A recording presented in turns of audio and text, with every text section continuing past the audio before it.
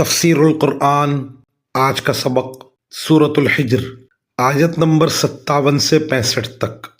اعوذ باللہ من الشیطان الرجیم، بسم اللہ الرحمن الرحیم۔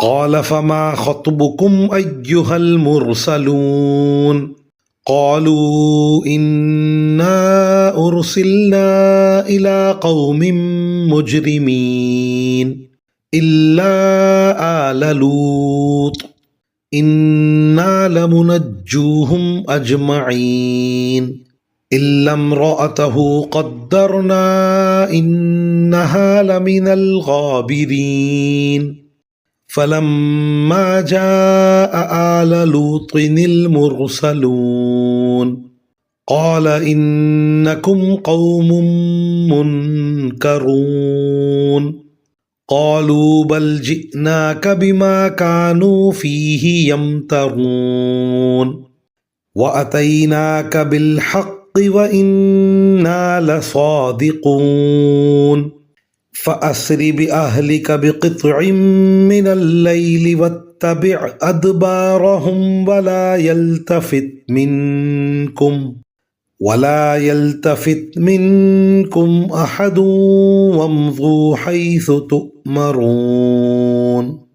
ترجمہ: پھر انہوں نے پوچھا کہ اللہ کے بھیجے ہوئے فرشتوں، اب آپ کے سامنے کیا مہم ہے؟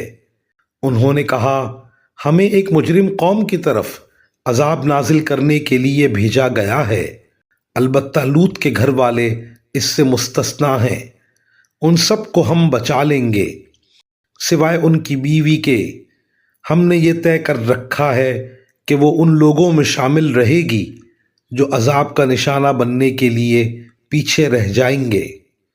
چنانچہ جب یہ فرشتے لوط کے گھر والوں کے پاس پہنچے تو لوط نے کہا، آپ لوگ اجنبی معلوم ہوتے ہیں۔ انہوں نے کہا، نہیں، بلکہ ہم آپ کے پاس وہ عذاب لے کر آئے ہیں جس میں یہ لوگ شک کیا کرتے تھے۔ ہم آپ کے پاس اٹل فیصلہ لے کر آئے ہیں اور یقین رکھیے کہ ہم سچے ہیں، لہٰذا آپ رات کے کسی حصے میں اپنے گھر والوں کو لے کر نکل جائیے اور آپ خود ان کے پیچھے پیچھے چلیے اور آپ میں سے کوئی پیچھے مڑ کر نہ دیکھے اور وہیں جانے کے لیے چلتے رہیں جہاں کا آپ کو حکم دیا جا رہا ہے۔ ان آیات کی تفسیر میں مفسرین کرام فرماتے ہیں، حضرت لوط علیہ السلام اپنی قوم کی بدفطرتی سے واقف تھے کہ یہ لوگ اجنبیوں کو اپنی ہوس کا نشانہ بنانے کی کوشش کرتے ہیں، اس لیے انہوں نے گھبراہٹ کا اظہار کیا۔ حضرت لوط علیہ السلام کی قوم کا تعارف سورہ اعراف میں گزر چکا ہے۔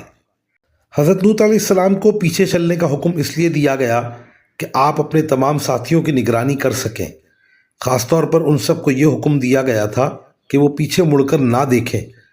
حضرت لوط علیہ السلام کے پیچھے ہونے کی وجہ سے کسی کو یہ جرت نہیں ہو سکتی تھی کہ وہ اس حکم کی خلاف ورزی کرے۔ وآخر دعوانا ان الحمد للہ رب العالمین۔